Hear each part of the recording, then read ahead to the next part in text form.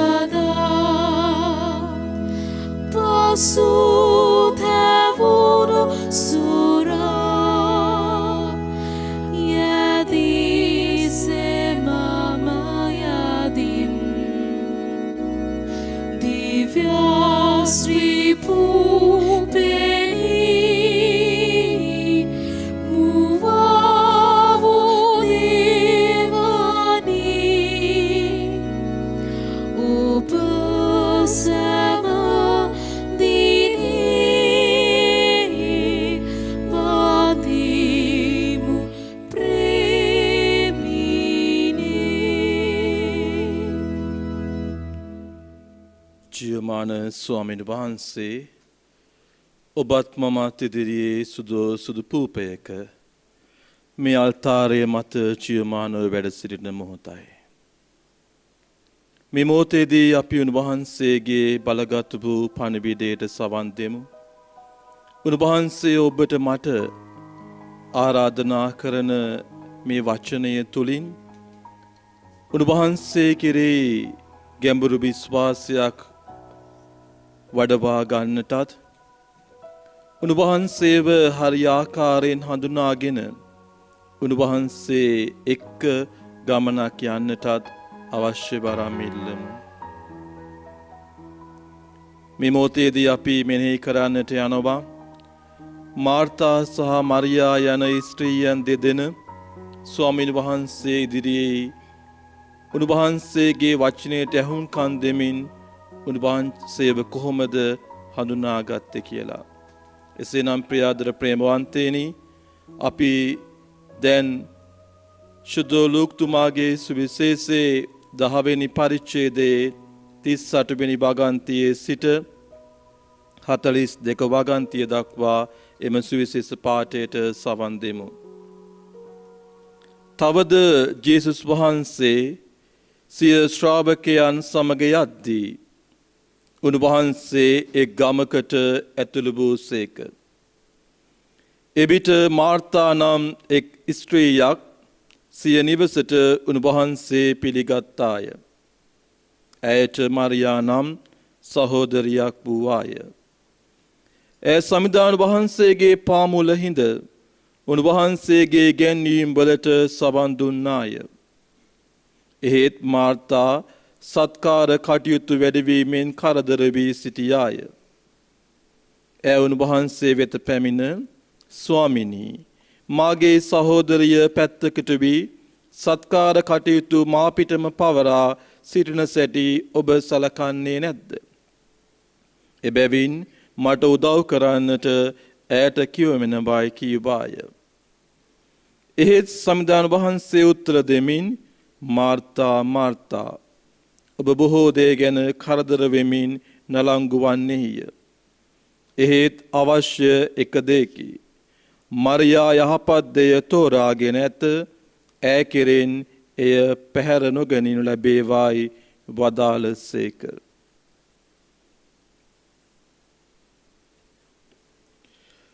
ජීවමාන ස්වාමීන් වහන්සේ තුල මා ප්‍රියාදර ප්‍රේමවන්තේනි, ගොඩක් වෙලාවට අපගේ ජීවිතය තුල අපි අත්දකිනවා ස්වාමීන් වහන්සේ අපි ළඟ හිටියත් අපි උන්වහන්සේව නොදකින, උන්වහන්සේව නොඇසෙන මොහොතවල්. ගොඩක් වෙලාවට අපේ ජීවිතේ කරදර, දුක් කරදර, බාධක ඇතිවෙන විට උන්වහන්සේ අපි ළඟ ඉන්නවා. නමුත් අපිට උන්වහන්සේව හරියට පේන්නේ නැහැ. වෙන වෙන දේවල් අපගේ මනසට රඳවාගෙන ගොඩාක් බාහිර දේවල් ගැන වෙහෙස මහන්සි වෙන නිසා බොහෝ අවස්ථාවල අපිට උන්වහන්සේව මගහැරෙනවා. මීට පෙර ඔබ සවන් දුන්නේ සුවිශේෂ වාක්‍යය තුල අපට අසන්නට ලැබෙන්නේ ඒ වගේම දෙයක්. ජේසු මාර්තා ළඟ හිටියා. ජේසු මාර්තා ළඟ ඉන්නවා. නමුත් මාර්තාට ජේසුව හරි ආකාරයෙන් හඳුනා ගන්නට බැරුව ගියා. ජේසුව හරි ආකාරයෙන් තමාගේම කරගන්නට බැරුව ගියා. මොකද මාර්තා බාහිර දේ ගැන කරදර වුණා. හරි දේ තෝරාගත්තේ නැහැ. අපේ ජීවිතය තුලත් අපි මේ දේ අත්දකින්නවා නේද ප්‍රියාදර ප්‍රේමවන්තයනි? හරි දේ තෝරා ගන්නට බැරුව ගොඩාක් බාහිර දේවල් එක්ක අපගේ ජීවිතේ අපි ගත කරනවා. බාහිර දේවල් වලටම අපි ගොඩාක් වෙලාවට අපගේ කාලය, ශ්‍රමය, මිල මුදල් වැය කරනවා. නමුත් අධ්‍යාත්මික දේ ඔබ මා ඉදිරියේ ජීවමානව තියෙනකොට, ජීවමානව වැඩ සිටිනකොට අපිට මේ අධ්‍යාත්මික දේට වඩා බාහිර දේවල් ගොඩාක් වටිනවා. ගොඩාක් වෙහෙස මහන්සි වෙලා අපි මේ දේවල් ලබා ගන්නට පෙරදරනවා. ඇත්තෙන්ම ප්‍රියාදර ප්‍රේමවන්තේනි, ඔබට වටින්නේ බාහිර දේවල් වලද නැත්නම් ජීවමානව ඔබ අතර වැඩ සිටින ස්වාමීන් වහන්සේවද? ජේසු ඒකයි මාර්තාට කියන්නේ, මාර්තා මාර්තා, ඔබ බොහෝ දේ ගැන කරදර වෙමින් නලංගු වන්නේය. ඒත් අවශ්‍ය එක දෙයකි, මරියා යහපත් දේ තෝරාගෙන ඇත. සමහරක් වෙලාවට ප්‍රියාදර ප්‍රේමවන්තේනි, අපේ ජීවිතය තුළ මේ තෝරා ගැනීම වලට මුහුණ දෙන අවස්ථාවන් එමටයි. සමහරක් වෙලාවට අපිට වැටහෙන්නේ නැහැ අපි කුමක්ද තෝරා ගන්න ඕනේ කියලා. යහපත පෙනී අපි ඉදිරියේ තියෙද්දි අපි අයහපත තෝරා ගන්නවා. ඒ තෝරාගෙන පස්සේ අපි පසුතැවෙනවා. ජීවමාන ස්වාමීන් වහන්සේම අපි ඉදිරියේ ඉන්නකොට අපි උන්වහන්සේව අමතක කරලා උන්වහන්සේව අතහැර දමලා වෙන වෙන දෙවිවරුන් හොයාගෙන ගිහිල්ලා පස්සේ අපිට වැඩ වැරදුනායින් පස්සේ, අපි කරදරයට වැටුනායින් පස්සේ අපි පසුතැවෙනවා. මනස්ථාප වෙනවා. ඇයි මා මේ දේ කරේ? ඇයි මට මේ මොහොතේදී වැටහුන්නේ නැත්තේ ජීවමාන ස්වාමින් වහන්සේ මා ඉදිරියේ ඉන්නවා කියලා? ප්‍රියදර ප්‍රේමවන්තේනි, ගොඩක් වෙලාවට අපි මේ බාහිර දේවල් එක්ක අපගේ ජීවිතයේ ගොඩනගාගෙන යාම තුල ජීවමාන ස්වාමින් වහන්සේව අපිට මගහැරෙනවා. මේ කතා පුවත තුලින් මාර්තා සහ මරියා යන මේ සහෝදරියන් දෙදෙනාගේ මේ දෙබස තුලින් අපට ස්වාමින් වහන්සේ තවත් පණිවිඩයක් කියනවා. ඒ තමයි අපි ගොඩක් වෙලාවට අනිත් අයගේ දේවල් දෙස බලලා ඊර්ෂ්‍යාවන්ත වෙනවා. මට මෙච්චර කරදර ස්වාමින් වහන්සේ දෙන්නේ ඇයි? නමුත් මගේ සහෝදරිය කිසිම කරදරයක් නැතුව උන්වහන්සේට සවන් දෙමින් සිටිනවා. කිසි දෙයක් ගැන ඇය වෙහෙස මහන්සි වෙන්නේ නැහැ. නමුත් මම ගොඩාක් දේවල් මගේ ඔළුවේ තියාගෙන ගොඩාක් දේවල් වලට වෙහෙස මහන්සි වෙලා මගේ මුළු ශ්‍රමය, මගේ මුළු මිල මුදල් වැය කරමින්, කාලය වැය කරමින් මං ගත කරනවා. ඉතින් මට ගොඩාක් කේන්ති යනවා. මොකද අනිත් අය යහපත්ව ජීවත් වෙනවා දකින්නකොට. මාර්තාට වුණේ මේ දේ. මාර්තා බොහෝ දේ ගැන කරදර වෙලා වෙහෙස මහන්සියෙන් කටයුතු කරනකොට මරියා යහපත් දේ තෝරාගෙන දේව වචනයට ඇහුම්කන් දීලා ඇගේ ජීවිතයේ ස්වාමින් වහන්සේ එක්කම උන්වහන්සේ සමග උන්වහන්සේ තුල ගත කරනකොට මෙන්න මාර්තාට කේන්ති යනවා. ඊර්ෂ්‍යාවක් ඇති වෙනවා. ඒකයි මාර්තා කියන ස්වාමිනිය ඔබ වහන්සේට පේන්නේ නැද්ද? මම මෙච්චර මේ වැඩ කරනකොට මගේ සහෝදරිය ඔබ වහන්සේ ළඟට වෙලා ඉන්නවා. ඇයි ඔබ වහන්සේට බැරි ඇයට කියන්නට ඇවිල්ලා ඔබගේ සහෝදරියට උදව් වෙන්න කියලා. ප්‍රියදර ප්‍රේමවන්තේනි, අනිත් අයට ඒගොල්ලන්ගේ ජීවිත සාර්ථක වෙනවා දකින්නකොට අපගේ පවුලට වඩා අපගේ අසල්වාසී පවුලේ අය හොඳින් දහම අදහාගෙන යහපත්ව ජීවත් වෙනවා දකින්නකොට ඒ පවුල තුළ ස්වාමි පුරුෂයා භාර්යාව ලස්සන සුන්දර ආදරේ ජීවිතයක් ගත කරනවා දකින්නකොට ඒ පවුල් වල දරුවන් යහපත්ව ඉගෙනගෙන සමාජයේ හොඳ පුද්ගලයන් ලෙස වැජබෙනකොට ගොඩක් වෙලාවට අපිට ඊර්ෂ්‍යාව ඇති වෙනවා. ඒ මන්දයත් අපි යහපත් දේට වඩා අයහපත් දේ තෝරාගෙන ජීවිතය ගත කරන නිසා. අපි අයහපත් මාර්ග ඔස්සේ මිල මුදල් හම්බ කරමින් අපේ ජීවිතේ සාර්ථක කරගන්නට බැරදරන නිසා. අපි වංචනික ලෙස අපගේ අධ්‍යාපන කටයුතු කරමින් ප්‍රතිඵල නෙලා ගන්නට උත්සාහ කරන නිසා අපිට ගොඩක් වෙලාවට අර යහපත් දේවල් කරමින් යහපත් ප්‍රතිඵල නෙලා ගන්න අයගේ ජීවිත දැක්කාම අපිට ඊර්ෂ්‍යාව වෙනවා. ඊර්ෂ්‍යාවක් ඇති වෙනවා.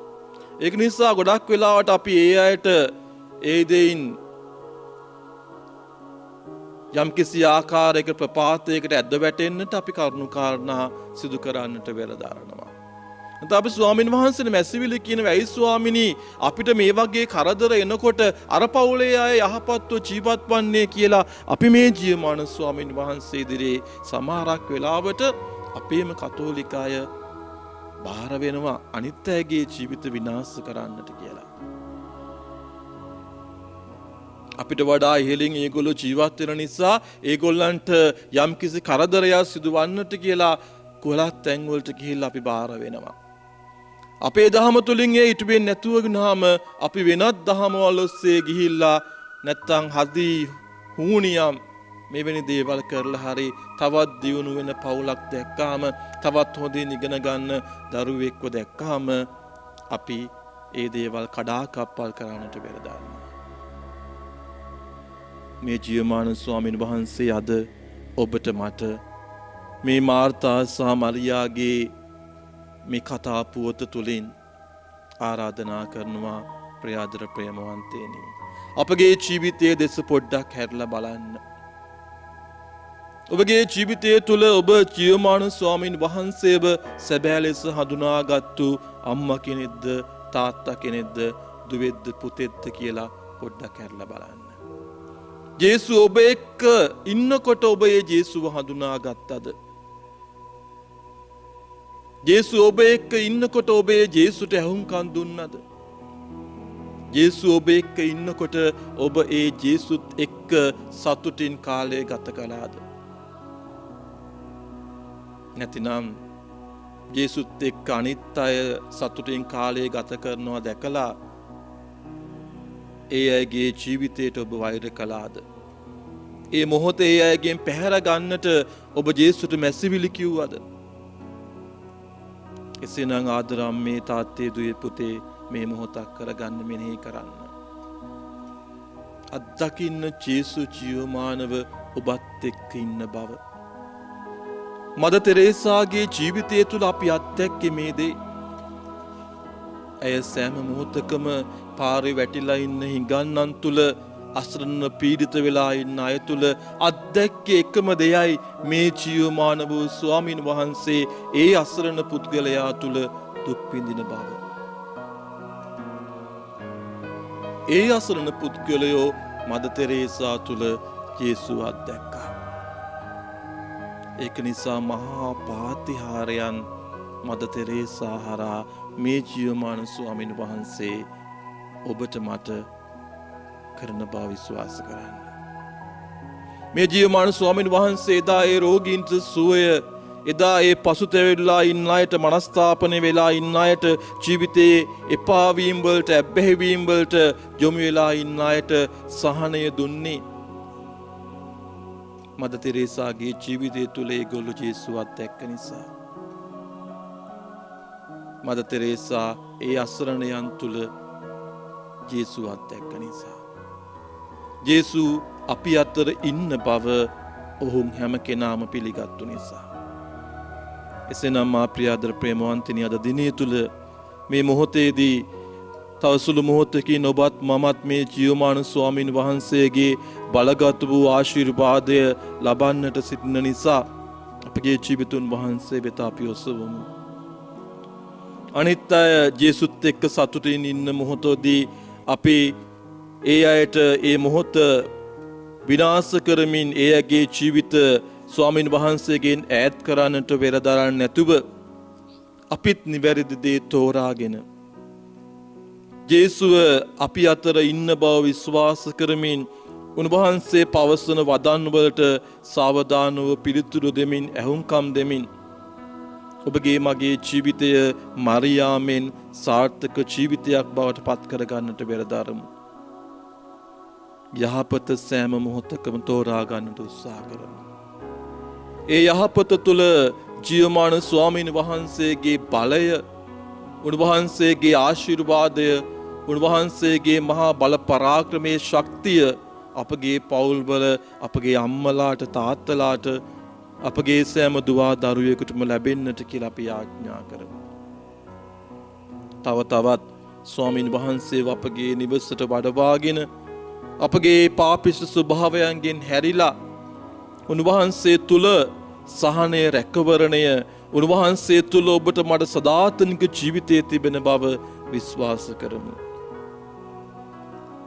එවිට ස්වාමීන් වහන්සේ ඔබටත් මටත් කියයි, ඈ යහපත් දේ තෝරාගෙන ඇත, එය ඈ කෙරෙන් පැහැර ගනු නොලැබේවා කියලා. උන්වහන්සේගේ වදන් ඔබගේ දෙසවන වලට ඇසෙන්නට අවශ්‍ය වරප්‍රසාදය උන්වහන්සේගේ ඉල්ලා අපි යාඥා කරමු. දැන් අපි මේ ජීවමාන ස්වාමීන් වහන්සේගේ බලගත් වූ ආශිර්වාදය ලබා ගන්නට සූදානම් වෙමු.